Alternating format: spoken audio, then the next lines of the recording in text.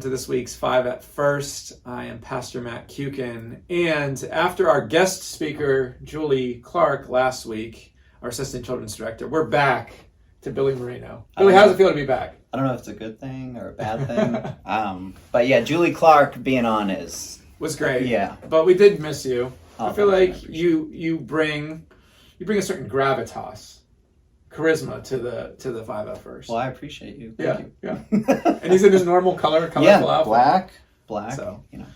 Well, we do hope all of you are doing well this week and enjoying some warm weather. Few things. One is that I wanted to say thank you to everyone's prayers and support for the missions conference the past couple of weeks. We concluded this past weekend with a dinner on Saturday night that featured the Caissons. Two of our missionaries go into the UK to do music ministry, and also Reverend Lee Shellnut. And then we had Sunday morning a great services along with a Sunday school led by Mr. Alex Pettit from World Witness.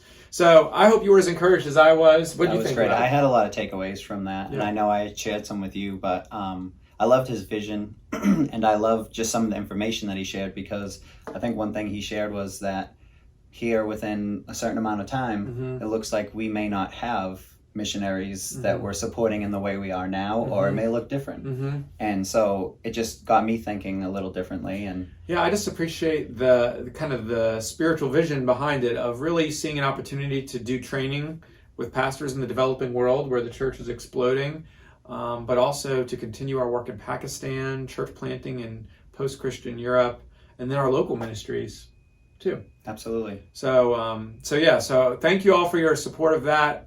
Again, thank you for your faith promise pledges, those of you who have already pledged. If you haven't yet given a faith promise pledge, I just encourage you to make that a part of your prayers this week, to pray how God would have you support the work of missions. God gives us three options. It's to pray, to go ourselves, or to send. And if we're not going ourselves to the mission field, then we're called to pray and support.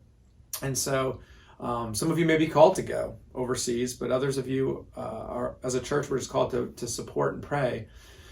So pray about what God would have you give. Trust that God will provide for you as you give to honor Him. Make a commitment to the church. And again, this isn't a promise. It's just, here's what I prayerfully feel led to commit to missions this year.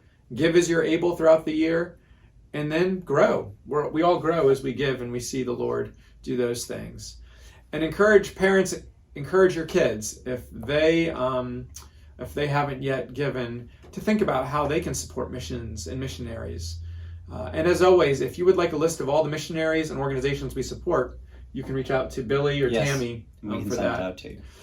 The other thing I just wanted to briefly highlight is that throughout church history, these 40 days, which begins today, leading up to Easter, have been known as a season of spiritual preparation called Lent. And as Christians, people have different views on the season of Lent, and whether that's just tradition and something that should be practiced or observed, or not. But I do think that there is significance to having certain seasons of the year where we set aside for spiritual preparation. And as we do look towards our celebration, especially emphasizing the cross and resurrection of Christ, Good Friday, Easter Sunday, I would just encourage you to be praying about how God would have you specifically focus on Him during this season. And maybe that is setting aside some times of prayer and fasting. Maybe that is to do some special reading or reflecting. Maybe times of just silence and solitude. But do consider how the Lord would be using this season in your life. And I'm going to be sharing over the coming weeks how we as a church can use this time as a season of spiritual preparation.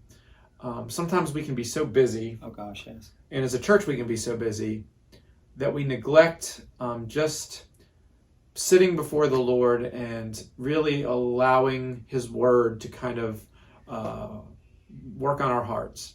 So I just want to encourage you to be thinking about how this season can be a season set apart with some special spiritual significance for really rest and reflection. Of course, God gives us a season every week on Sunday that's supposed to be rest and reflection. But throughout Scripture, we see that there's certain seasons where we highlight different special things God has done throughout history. And obviously the cross and the resurrection, like the two biggest events in our lives. So be thinking about that. But anyway, thank you for spending these few minutes with us. Billy, any final thoughts? Yeah, do we have something going on Sunday evening? He's so good. It's so good. He acted like he was brought me surprised for by a that. reason. But we have our monthly Sunday evening worship service this Sunday evening from 6 to 6:45. Pastor Brian will be preaching that service. And it's time to just kind of close out that day and head into a new week on fire for the Lord. Yes.